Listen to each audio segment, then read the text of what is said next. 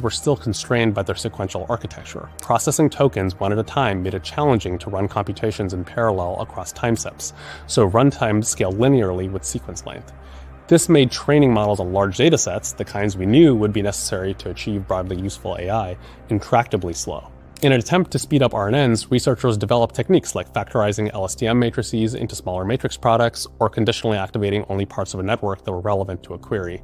But the fundamental linear runtime constraint remained. Then came the big breakthrough in 2017, when a team of researchers at Google published a paper called Attention is All You Need, which proposed a new machine translation architecture that they called a transformer. Transformers scrapped recurrence entirely, instead relying solely on an attention mechanism to generate outputs.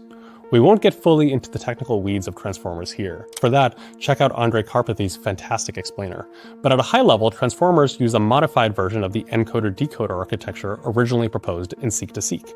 Instead of compressing inputs into a single vector embedding, transformers kept separate embeddings for each input token and updated these through self-attention, a mechanism that updated token representations based on a learned weighted dot product over the embeddings of all other tokens in the sequence.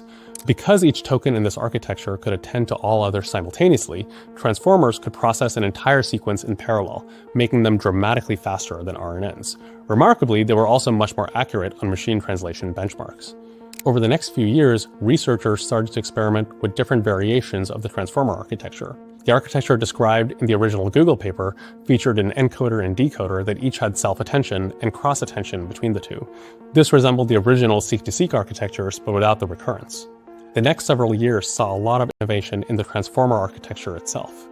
For example, a series of models called BERT focused on using only the encoder to do masked language modeling.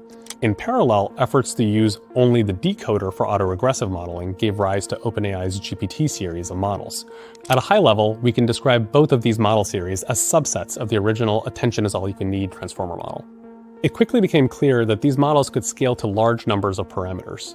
Ultimately, one model type, the Generative Pre-trained Transformer Model, or GPT, would be scaled up to create the LLMs that we regularly use today in products like ChatGPT or Claude.